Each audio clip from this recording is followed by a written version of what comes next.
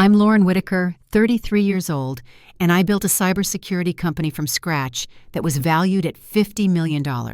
One night over steak and champagne, my father raised his glass and smiled the same smug smile I'd seen my whole life and handed my company to my brother.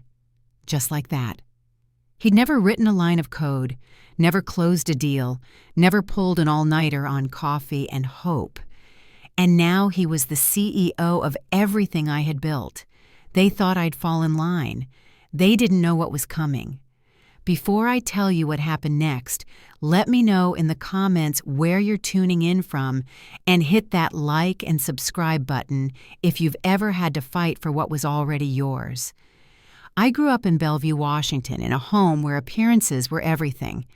My father, Robert Whitaker, made his fortune in commercial real estate, the kind of man who closed deals on golf courses and measured success in square footage and stock portfolios. My mother, Elaine, used to be an accountant before she traded spreadsheets for dinner parties and charity luncheons. And then there was my younger brother, Adam, 2 years behind me in school, but miles ahead in our father's eyes. He could miss a layup in Pee Wee basketball and still earn a standing ovation at the dinner table. Me, I brought home honors in math science, even a National Robotics Award. The response was always the same. "That's nice, Lauren. Did you hear Adam's trying out for varsity? I was 16 when I built my first computer from spare parts. I collected off eBay and junkyard bins." Dad walked by my room, glanced at the wires and circuit boards scattered across my desk, and muttered, "Interesting hobby." That same night over meatloaf, he couldn't stop talking about Adam making the football team, even though he spent most games on the bench. I didn't argue.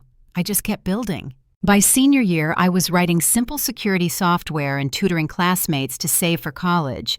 When my guidance counselor suggested MIT, she said it like she was offering me a ticket to the moon. I brought the application home, my heart pounding. Dad barely looked up. "MIT's expensive," he said. "You'd do fine at a state school." But when Adam's grades dipped junior year, a parade of tutors showed up. When he got accepted to a pricey private college back east, suddenly there was money. Mom told me gently, "Your brother needs the right connections. You'll do well anywhere." I didn't argue. I just packed. MIT was the first place I felt like I belonged. My roommate Jessica saw something in me I'd never seen in myself. We stayed up late arguing over algorithms and how security systems always seemed built backward. She said, "You don't just fix what's broken. You see how it should work." 4 years later, I graduated top of my class double major in computer science and business. Adam finished his degree after 6 years and 2 academic probations in general business.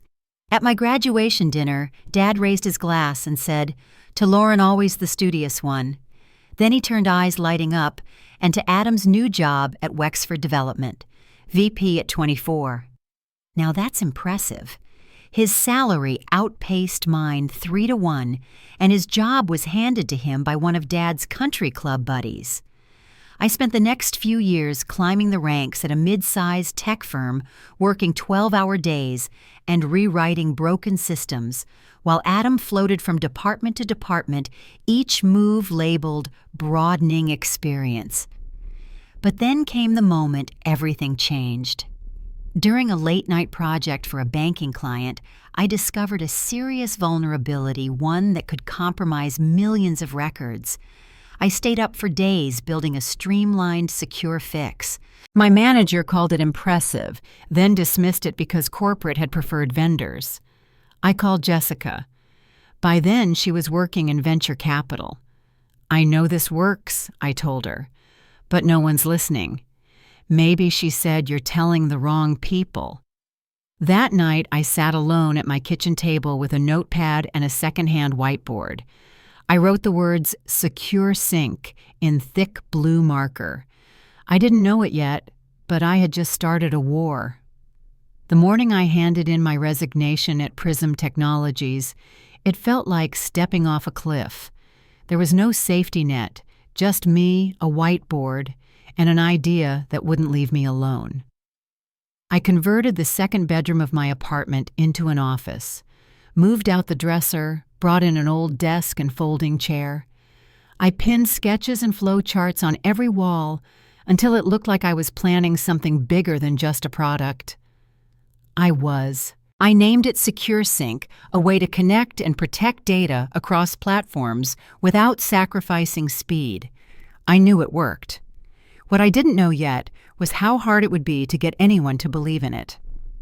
My first investor meeting was with a mid-sized firm downtown. The partner sat across from me in a glass office tapping his pen while I walked him through a live demo. He barely looked up. "Interesting," he said, standing. "But you've got no executive experience. This space is saturated. Not really our lane." The next 4 meetings were more of the same polite dismissive and done in under 30 minutes. Every rejection cut deeper, not because they doubted the product, but because they never really saw it. I had one last card to play. I called my father and asked to meet. He chose the same steakhouse he always did, dark wood-heavy chairs, the kind of place where deals got made and daughters didn't speak unless asked. I brought a full business plan, financial projections, the tech specs. He listened, nodding slowly. "It's solid," he said, setting the folder down. I felt hope rising. "But I don't invest in startups. Too risky." I tried to explain how corporate licensing would take the tech from me, how this was bigger than a bonus or a paycheck. He just flagged the waiter for the check. "Your choice, Lauren. Just don't come asking for a job when this falls apart." I went home that night feeling like the last light had gone out. But a few days later, I went to a Women in Tech event just to be around people who spoke the same language. That's where I met Linda Harris. She had sold her own security firm a year prior, and when I started explaining SecureSync, she asked to see a demo right then and there. I pulled up the interface on my laptop, showed her the architecture. She leaned in, asked follow-up questions that no one else had thought to ask. After 10 minutes, she said, "You've solved a latency issue that's crippled this space for years. How much do you need to build a real prototype and land your first client?" Her investment was more than just a check. She became a mentor, a bridge to other executives, and most importantly, the first person with industry clout who looked at me and didn't see a risk. She saw potential. With Linda on board, I called Marcus Wells. He and I had worked together at Prism. Brilliant, methodical, and honest to a fault. We met at a quiet coffee shop. "You want me to leave a full-time job to join a startup with 0 clients and 1 round of funding?" he asked. "Yes," I said. "But also I'm offering you a CTO title and an equity stake in something I think can shift how this industry thinks about security." He didn't answer right away, but that night I got a 1-line email. "Send the specs. I'm interested." 2 days later, he gave his notice. For the next 3 months, we lived off microwave meals and cold coffee. Marcus coded in my living room while I filed patent paperwork and chased leads. We signed our first client, a regional credit union, after they failed a compliance audit. Their current vendor quoted them 6 months. I said we could do it in 3 weeks. We moved into their office, practically lived there until the audit. When they passed, not just passed, but got flagged for innovative security architecture, word spread. By summer, we had 3 more institutions signed on. Rachel Donovan came on as operations director. James Wilson joined as lead engineer. We moved out of my apartment into a tiny space above a former warehouse. It still smelled like paint thinner, but it was ours. When we signed our first $1 million contract, Linda introduced us to Vertex Ventures.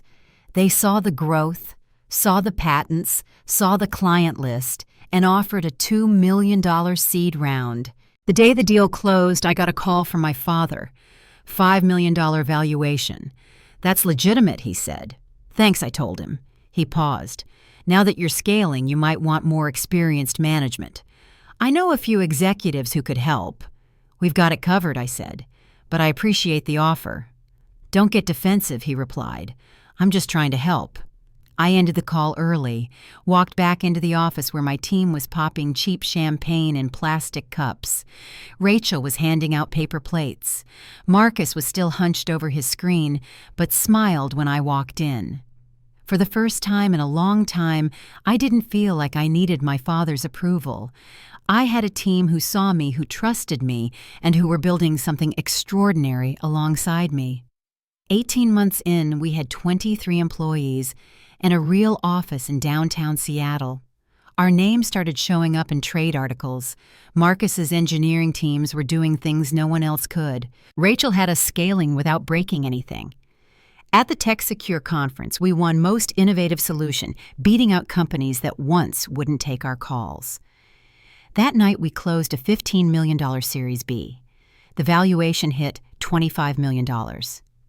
My father called again. "Congratulations," he said. "That's big league money now." I waited. "I've been telling people you're the founder," he added. "The Whitaker blood runs deep." When he asked to tour the office, I said yes. He walked the floors, shook hands, made a few decent observations. But as we stood in my office, he shifted. "Adam's been let go from Wexford," he said, glancing at the skyline. I didn't respond. "He's exploring options." I was thinking, maybe something in business development here. He understands relationships, clients like him. I was quiet for a long time. He'd have to go through the same interview process as anyone else. My father gave a tight smile. Of course. Adam showed up a week later in a designer suit and polished pitch. His resume was padded with vague titles and jargon. I opened a role for him, Director of Strategic Partnerships, with clear metrics and a 6-month probationary period. At first he was fine, friendly, decent at small talk, but he missed meetings, ignored deliverables, made promises we couldn't keep. And at family dinners, he told our parents that he landed Meridian Bank. We'd been nurturing that lead for 8 months. When I pulled him aside, he just smiled. "I'm promoting the company. That's part of the job, right? Only if you do it honestly," I told him. Credit matters. By year 3, we had 70 employees and a valuation nearing $50 million. We were laying the groundwork for a potential IPO. That's when my father invited me to dinner. "Just a small celebration," he said. "You've earned it. I should have known better." We met at the Cascade Grill, his usual spot for big announcements. He, my mother, and Adam were already seated, all dressed a little too formally. Dad raised a glass. "To Secure Sync's success," he said. Then he looked at me, and to the company's next chapter. He paused. "After careful consideration, the board has decided to appoint Adam as CEO, effective next month." I didn't say a word at first. The room felt smaller somehow, heavier. Adam reached for his glass and gave a practiced smile, like he'd been waiting to deliver a speech. "I'm honored," he began, "by the board's confidence in me. And Lauren, your role as CTO is secure. Your technical work speaks for itself." I looked at my father. "When did this happen?" He folded his napkin slowly. "We've been having conversations for a few months now. As majority shareholders, we believe it's time to evolve the leadership. You're brilliant with product, but for IPO-level growth, the company needs a different kind of presence." My mother nodded as if it were already settled. "This doesn't have to be a bad thing," she added gently. I put my fork down. So this was planned behind my back. A new CEO appointed without my knowledge, Dad exhaled. "You're reacting emotionally. The investors and I agree this is best for the company. Jason has an MBA," my mother added, as if that settled everything. I stood up, careful not to raise my voice. "You're taking something I built from the ground up and handing it over to someone who didn't earn it, and you're calling it strategy." Dad didn't flinch. "You can either cooperate and help the transition go smoothly, or you can make it harder for everyone." I gathered my purse. "Then I hope you're ready for the fallout." I left the restaurant and walked into the cool Seattle night. The sidewalk was wet from rain, and I barely noticed. I got in my car and sat for a few minutes before pulling out my phone. I called the only person I trusted with both business and betrayal. "Linda, it's me. I need your advice." She didn't hesitate. "Come by tomorrow and call Sarah Parker first thing. You need to know exactly where you stand." Sarah was our corporate attorney, sharp measured, and the reason our intellectual property filings were airtight. She met me at her office before sunrise. I told her everything what was said, what they planned. She didn't interrupt, just listened, then pulled up our incorporation documents. "Let's walk through this carefully," she said. "Start with ownership. I held 30% of the company. My father and the investors he'd brought in controlled 40%. The rest was split between early employees and smaller backers. If he's got the board majority, he can vote you out as CEO," Sarah said, scanning through the bylaws. "But that's not the whole picture." She clicked to another file. "You filed your patents before any funding came in, right?" "Yes," I said. "Secure Sync's original framework, the encryption layers, the latency fix, all of it." She nodded. "Then there's still yours. The company has licensing rights, but only as long as you remain directly involved." She opened another tab. "Several major clients have personal service clauses. That means if you leave, they're under no obligation to stay." I didn't respond right away. The weight of what she'd just said needed space to settle. "They can take your title," Sarah said, "but they can't take what you've built unless you let them." For the next 3 weeks, I showed up to work like nothing had happened. I led meetings, answered emails, smiled when needed. Meanwhile, I went home each night and outlined everything my contributions, our client relationships, the development timeline behind every system. Then one by one I called in my leadership team. I started with Marcus. He listened carefully, arms folded, then shook his head. "They can't do this, not without you." "They can," I said. "What happens next depends on what I do." He didn't blink. "Whatever you decide, I'm with you." Rachel and Diana said the same. Each conversation left me more certain, not just about the betrayal, but about the team we had built. They hadn't signed on to work for Adam. They'd followed me for a reason. 2 weeks before the board meeting, I started making client calls. Nothing formal, just checking in. I reminded them how our systems worked, the parts we were refining. I mentioned casually that if anything changed on our end, I'd ensure a smooth transition. They didn't ask what I meant, but a few of them paused before hanging up. And one told me flat out, "Lauren, we signed with you, not just the company. Keep us posted." The night before the meeting, my phone lit up with a call from my father. "This silent treatment isn't helping," he said. "It's happening tomorrow. You can either support it or make it worse." "I'm preparing," I said. He sounded relieved. "Good. This can be a positive step for everyone if you let it." "I've accepted many things from you," I said. "This'll be the last." He sighed. "Always dramatic." I didn't respond. I slept better than I had in weeks. The next morning I got to the office before anyone else. The building was still dark. I unlocked the door and walked through the quiet halls of something I had built from nothing. By 8 a.m., Marcus, Rachel, and Diana were in my office. Rachel handed me a printed folder. "All communication templates are queued. Ready when you give the word." Diana placed her binder on the desk. "The financials are clean, documented and ready." Marcus slid a flash drive across the table. "Technical specs, including a breakdown of which systems are company property and which ones are yours." I looked at the three of them. "This changes everything for all of you." Marcus nodded. "There is no company without you, just a name and an empty shell." The board meeting was scheduled for 9. By 8:45, they started arriving 7 board members, including my father and Adam. I walked into the conference room right on time. The Secure Sync logo glowed faintly on the wall. Everyone took their seats. Walter Pennington, our chairman, cleared his throat. "We're here today to vote on a proposed leadership transition. Robert Whitaker has moved to appoint Adam Whitaker as CEO. Lauren will transition to CTO. Do I have a second one? Hand went up.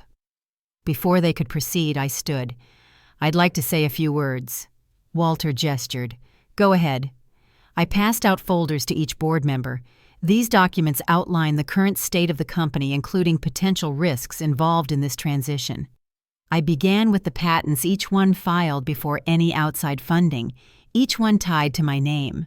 I walked through the licensing clauses, the requirements for my involvement. I pointed to the client contracts, several of which included mandatory oversight from me personally. My father shifted in his chair. This is technicality. We can renegotiate these terms. Sarah Parker, who had joined as counsel, spoke up. They're enforceable, and any legal challenge would be lengthy and costly. I continued. I've also asked our executive team to join us briefly. Marcus, Rachel, and Diana stepped into the room, standing behind my chair. If the board proceeds with the transition, I said they will be exercising their right to resign under change of control provisions. All equity positions will remain intact. The room fell into silence. I let it sit for a moment. Without the core technology key clients and executive team, the company's value drops significantly. I've prepared documentation for either outcome should you decide to move forward. My father looked stunned. Adam looked pale. Walter leaned forward. What are you saying? I'm resigning, I said. Effective immediately. I placed my letter on the table. The only question left is whether SecureSync wants a licensing agreement with my new venture, or if you prefer to rebuild from scratch. I stood nodding once toward the board. As always, I'll make myself available for a clean transition. Rachel followed me out, then Marcus, then Diana. We walked down the hall without speaking. At the elevator, Rachel whispered, "That went exactly how we planned." Phase 1, I said, softly. We didn't speak much on the ride back. The three of us sat quietly in the back of the car, listening to the sound of Seattle traffic rolling past. Marcus scrolled through something on his phone. Rachel tapped out a message to our attorney, and I stared out the window at the familiar streets. The same blocks where I used to take late-night walks to clear my head during the early days of SecureSync, back when everything still felt like possibility. By the time we got to my apartment, the sun was already dipping behind the skyline. The three of us stepped inside without turning on the lights. I walked to the kitchen, poured a glass of water, and finally said what I'd been holding in since we left the boardroom. Tomorrow, I said, we move. Rachel nodded. Emails are prepped. Client notices ready. Marcus opened his laptop. I'll start syncing our systems to the new build-out. 2 hours later, the name was official. Phoenix Innovation. We had a temporary office space lined up a clean, quiet floor in a modest downtown building that had once housed a media startup. The walls were bare, the furniture mismatched, but it had room for desks, a server closet, and a door that locked behind us. That was enough. Within 48 hours, 17 people from SecureSync had resigned and joined us. Mostly engineers, a few client managers, and a handful of analysts who had built their reputations on the systems we'd created together. They didn't ask for guarantees just for a seat at the table and the freedom to build. On day 3, our inboxes started lighting up. Lauren, one email read, "We've terminated our agreement with SecureSync as of this morning. Would love to discuss next steps with you directly." Another message came in with just the subject line, "Ready when you are." By the end of the week, 3 of our 5 top-tier clients had signed letters of intent to migrate. The personal service clauses had done their job. But more than that, these clients knew who had built the systems that kept their data safe. They weren't interested in brand names or family ties. They were following the people who had shown up for them every day. The press got wind of the story that weekend. SecureSync CEO ousted by board founder resigns launches Phoenix Innovation. By Monday, the story had made it to industry blogs and newsletters. One reporter called our office asking for a quote. Rachel handled it. "Phoenix isn't about revenge," she said.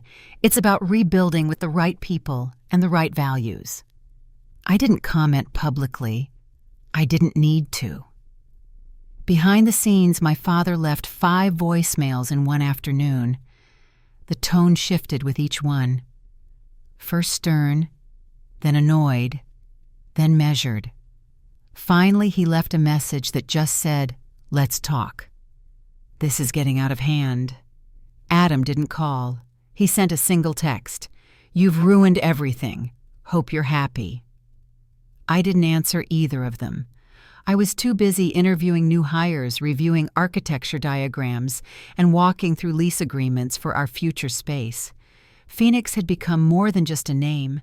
It was real. It was happening. 10 days after the board meeting, I was walking back from a lunch meeting when I saw him standing near our front entrance. Gray suit, tired eyes. My father looked like he hadn't slept in days. He stepped forward as I approached. "You've destroyed a $50 million company," he said, out of spite. I didn't stop walking. I built that company. He followed me up the sidewalk, and now it's bleeding out because you couldn't accept the board's decision. "I didn't accept your decision," I said. "There's a difference." He stood outside as I pulled open the door to the lobby. "You think you won?" he called after me. "But you've set the whole thing on fire." I paused just inside the glass doors. Sometimes, I said, turning slightly fire clears space for something better. The next day, we finalized our move into a new space on the 10th floor of a modern office tower. Floor-to-ceiling windows, clean wiring, updated server rooms. It smelled like fresh paint and pine-scented floor polish. We moved in on a Saturday, brought coffee and bagels, and spent most of the day laughing while unboxing hardware. It didn't take long for the 4th major client to switch sides, then the 5th. SecureSync's valuation started dropping within weeks. Headlines shifted. Investors started calling with concerns. By the end of the quarter, the company was in freefall. They filed a preliminary lawsuit citing breach of fiduciary duty. Sarah Parker met them head-on. Our documentation was clear, our moves legal, our ownership of the intellectual property airtight. 3 months later, SecureSync quietly withdrew the case. Meanwhile, Phoenix hit its first major milestone. With our original patents intact and new advancements underway, we secured a round of funding from Elevation Partners, the valuation $100 million. The same day the announcement went out, I got a knock on my office door. Elaine, my mother, stood there with a canvas handbag and a tentative smile. "This is a lot bigger than I pictured," she said, stepping inside. I offered her a seat. We walked through the office, slowly past glass meeting rooms and humming workstations. The energy was easy to feel, steady, collaborative, focused. In my office, she looked around at the framed client letters, the team photo from our launch week, the patent plaque near my desk. "Your father's thinking of selling what's left of SecureSync," she said softly. "Adam hasn't been able to recover from the losses.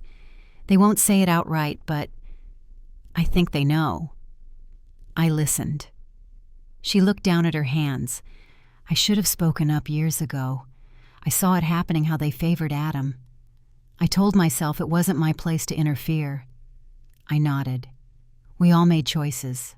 I'm just making better ones now." She stood up to leave, then paused at the door. "I'm proud of you, Lauren. I should have said it sooner."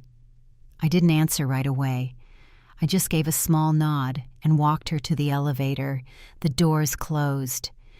I returned to my office and sat for a long moment at my desk. For the first time, the weight I'd been carrying didn't feel heavy anymore.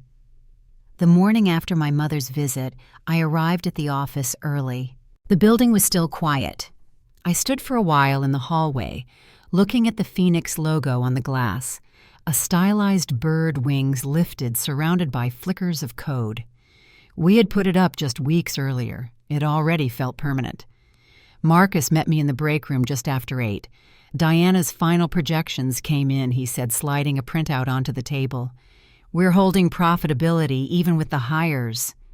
I skimmed the numbers. That includes the new AI modules. Everything he nodded. We're stable. It was hard to explain the kind of relief that brought. Not excitement, just quiet confirmation that we were still on track, still moving forward. That week we finished onboarding 3 new engineers, 2 client leads, and a security compliance specialist. One of them had been with a major government contractor. Another had left a bigger firm specifically to join us. After what they did to you, she said during her interview, you built something better. That says everything I need to know. By the end of the month, we signed a new enterprise client in the healthcare sector. A week later, a regional bank signed on, bringing with them not just business, but press attention. TechStream published a feature, Phoenix Innovation, Rises After Turmoil. Founder Lauren Whitaker leads new era of cybersecurity. The article made its way around LinkedIn newsletters, analyst reports. One paragraph in particular got quoted over and over. We didn't sign with a brand. We signed with a person who delivered results when others talked in circles. We framed that quote in the reception area. One afternoon, I was walking back from a meeting when Marcus waved me into the server room. The lights buzzed faintly above us. He stood next to a diagram pinned to the wall. Encryption layer 2, he said. I think we can eliminate one of the external verification steps. Saves processing time, keeps the same security threshold. I looked at the sketch. What about scale? We'd have to stress test it, he replied, but I think it's solid. We stayed in there another hour working through possibilities. It felt like the early days again, whiteboards, markers, late nights. The difference was, this time we weren't working in someone else's shadow. Phoenix wasn't just surviving, it was building something original. We launched the updated system 3 weeks later. Response time improved, server load dropped, and our clients noticed. Whatever you rolled out, one CIO emailed, it's smoother, faster, and more reliable than anything we've used. Diana took those results and turned them into investor briefings. 2 major firms reached out. One of them had passed on SecureSync years earlier. Now they wanted in. By early spring, we closed a major round of funding with Elevation Partners, $100 million valuation, almost double what SecureSync had reached at its peak. The day it was announced, I stood in the back of the office while Rachel handed out champagne flutes, real glass this time, not plastic. She raised her glass, to believing in what we're building even when others tried to take it. We toasted. Someone turned on music. A few people danced, laughed, took photos. I watched from the side, smiling. My phone buzzed around 7:15 p.m., unknown number, voicemail. I waited until the party had died down before I listened.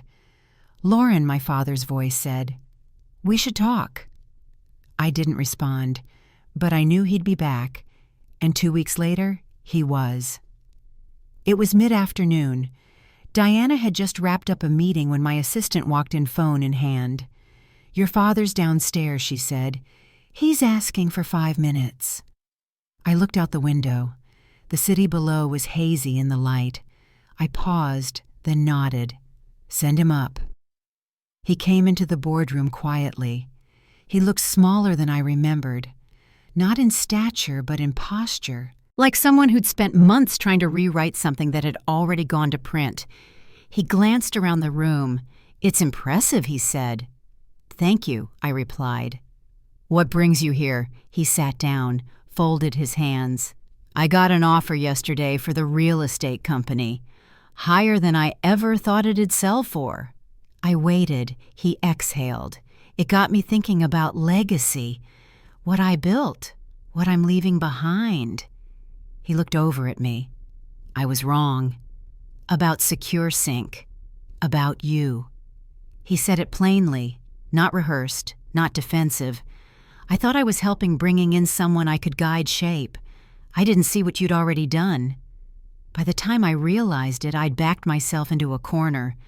I thought saving face mattered more than fixing what I'd broken. He looked down at the table. Pride does strange things to men. I didn't speak. I let him continue. I don't expect things to go back to how they were, he said. I know I've lost something valuable. Not just the company. I nodded slowly. I can't go back to trying to earn your respect. He met my eyes. I know. I guess I'm asking, is there room to know who you've become? I looked around the room, at the framed team photo on the wall, at the sketches pinned near the window. Maybe, I said, but only if you're willing to leave the old version behind. He nodded. Nothing dramatic happened after that. No hugs, no grand reconciliations. But he stood, looked me in the eye and said, "You did it, on your own." As he left, I turned back toward the windows. The sun had shifted. It filled the space with a soft, even light. Our next board meeting was scheduled for Monday. Projections showed we'd hit our revenue targets 2 quarters early. Phoenix was no longer rising. It had arrived. By the end of that quarter, Phoenix Innovation had done more than hold steady. We had momentum. Our systems were outperforming projections. Our client base was expanding faster than expected, and the culture we'd built was holding strong even as our team grew past 50 people. One Friday morning, I walked into the main conference room for our weekly leadership sync. Rachel was at the whiteboard going over integration timelines. Diana was pulling up updated revenue figures, and Marcus had a stack of prototype diagrams under his arm. "Pilot for the AI-based detection module is ready," he said as he slid into his seat.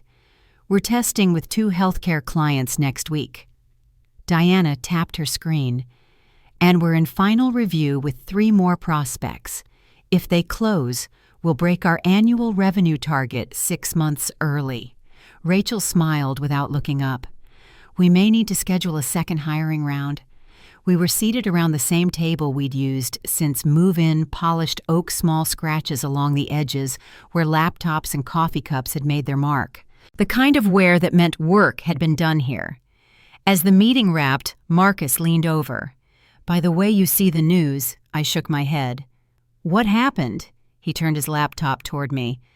A tech news site had published a short piece, "Secure Sync confirms acquisition talks with regional competitor. Looks like they're unloading what's left," he said. I read the article quietly. No numbers were listed, just a confirmation that Secure Sync's board had entered final negotiations with a larger firm. The tone of the piece was neutral, but anyone who understood the industry would read between the lines. I didn't say much, just closed the browser and walked back to my office. That afternoon, my phone buzzed. It was Jessica, my old college roommate. We hadn't spoken in a while, but she'd followed Phoenix's rise from the beginning. "You saw the news?" she asked. I did. "They're not even pretending it's a merger," she said. "They're getting bought out for access to a few remaining contracts." I nodded. "Yeah." A pause. "You okay?" she asked. "Yeah," I said, just taking it in. I sat for a moment after we hung up, listening to the quiet hum of the office. Secure Sync wasn't mine anymore, but watching it get sold off still stirred something. It wasn't anger or regret, just recognition. That place had held a piece of me, and now it was closing its doors under someone else's name. Later that evening, I pulled up a few of our older internal files, things we'd drafted in the early days before Phoenix had a logo or an address. A product roadmap drawn in black marker. A list of core values we had pinned on the wall of the warehouse: office innovation, integrity, transparency, ownership. We hadn't followed those because they sounded good. We followed them because we had learned the cost of ignoring them.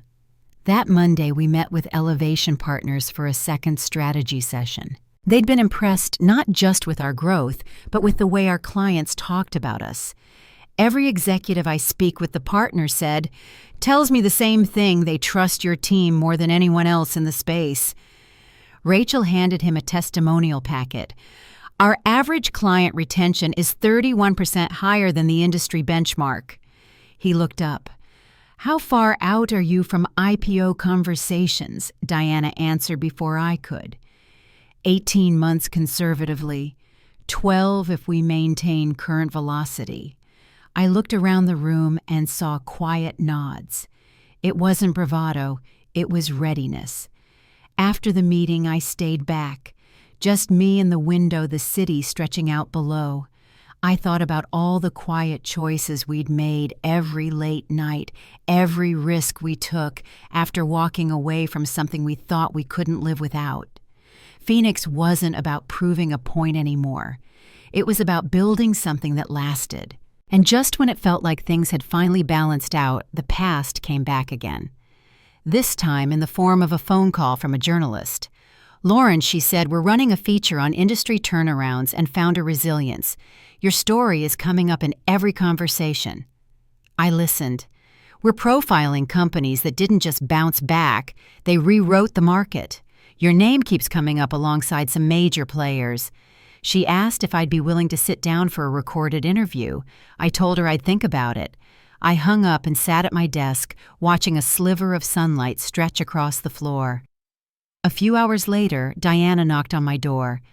You've got someone downstairs. I looked up. Who? She hesitated. It's Adam. I set my pen down. Alone. He said he wants 5 minutes. I nodded once. Let him up. He stepped into the boardroom quietly, just like our father had. The same gray suit, the same unease behind his eyes. Adam paused near the doorway, looking around at the glass walls. The long conference table, the Phoenix logo etched into the far panel. This is nice, he said. I stayed seated. What can I do for you? He sat across from me, not quite meeting my eyes. He placed his hands flat on the table. I didn't come here to argue, he said. I just needed to say something. I waited. I thought I could do it, he said finally. I thought stepping in as CEO would be smoother, that the team would adjust, that the clients would stay, that Dad was right. His voice stayed steady, but he tapped one finger on the edge of the table over and over. They didn't stay, he said. The engineers left, then the clients. Then the investors started asking questions I couldn't answer. I tried to salvage it, but by then the company had already been hollowed out. I didn't respond. He looked at me then, not with defiance, but with something closer to exhaustion. I didn't understand what you'd built, he said. I didn't know how much of it was tied to you, not just the product the way people trusted you. His shoulders dropped slightly. I just wanted to prove I could do something on my own. But I didn't. And now... He trailed off, glanced toward the window. They sold Secure Sync for a fraction of what it was worth. I'm out. Dad's retired. And I've got nothing lined up. He looked back at me. You have everything. I leaned forward slightly. I have what I built. He nodded. Yeah. A pause settled in the room. I'm not here to ask for a job, he said. I know that door's closed. I just wanted you to know I understand now. What I took, what I didn't earn. He stood up slowly. I'm sorry, he said, for all of it. I watched him for a long moment, then stood with him. You said once I'd destroyed everything I said, that all of this was my fault. He winced. I know. I was angry and embarrassed. I nodded. That night at the restaurant, I walked out thinking you'd taken my future. I looked around the room, then back at him, but it turns out you cleared the way for it. He didn't answer. He just nodded once, then reached for the door. As it closed behind him, I sat back down and looked out at the city.